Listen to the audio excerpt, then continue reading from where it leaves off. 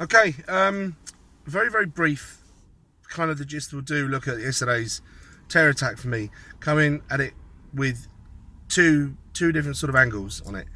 So the first one is the most straightforward, what would appear to be obvious with the information we've got. We've got a guy, Muslim, terror, jihadi, Sudesh Imam, just released from prison, beautifully rehabilitated by the system, straight out to try to kill and maim and get to his jihad heaven, where he will now be realizing that not all the virgins are girls, and once he's had sex with them, they're not going to be virgins anymore, and basically he's just going to get nagged to death by a load of people. And I just sort of kind of remember Chris Hitchens saying that one thing he wishes he could be there the moment that they realise it's not true. Wouldn't that just be perfect? But never mind, we'll never have that satisfaction.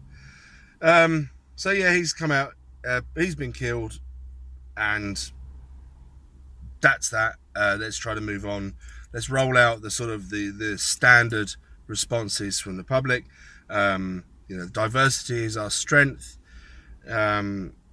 We stand together. We will not be cowed. Spare a thought for potential Muslim victims and mosques. Let's look after the mosques and the Muslims, because people might take things into their own hands. Anyone watching this, do not take things into your own hands. Just saying. Islam is a religion of peace. And if you disagree with that, they say, well, the Old Testament was bad. All that usual stuff. Okay. There's not much more you get from me on it. I believe, if that's the case, that we should be investigating the mosque that radicalised him.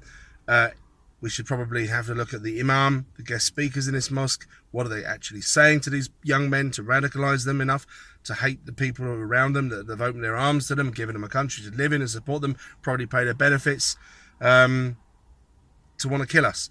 And so if we have to close that mosque, then we have to close that mosque, at least while it's investigated, and a nice new fluffy peaceful imam can be put in there that's really going to focus on just the really nice peace and love aspects of the Quran, because obviously there are some nice bits in there, and de-radicalizing the congregation. But that won't happen. But if it was investigated and closed, there would be riots. So if there was riots, you need to bring in the riot police. If the riot police can't take care of it, bring in the army. It's just logic, I'm afraid. That's cold, hard logic. That's what you have to do in order to take care of this. Otherwise, if the state don't do that, then people will start taking the matter into their own hands, won't they? Because they're saying, well, the government are not helping us, so we'll do it ourselves. Okay. So this is the second part of it. And so the London Bridge terror attack a little while ago, quite a lot of people saying in the comments that it's false flags, false flag, false flag. And I'm like, oh, I don't know, how do you do that? How do you get someone to just start lashing out and, so you can happen to kill them? I don't know, is everyone an actor involved in it? It just seems so logistically impossible to do it. So I tend to sort of just go along the Occam's razor thing. I think whatever the most logical to me is probably what's true. I'm not saying outright that these false flags don't happen. Now, yesterday's one, though, I'm thinking, fucking hell. I mean, how quickly were the police there? There's only 2 people who've been injured, thank God, and it looks like they're okay. One of them was really serious for a while, apparently, and is now going to be okay. But is our state capable of such horrors of probably allowing a couple of innocents to get injured? I don't know, but they were there so quickly, weren't they? And we seem to have a lot of information on him, and it does seem to then coincide with, we need to look at the laws and the restrictions on how are we dealing with terrorism.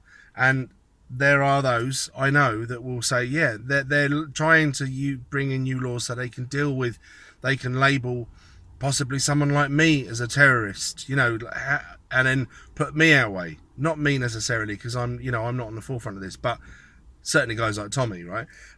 So I'm going to say I don't think it is a false flag, but it kind of smells like one. Anyway, thoughts? Help me out. Educate me. I look forward to reading your responses. Thank you very much. Bye.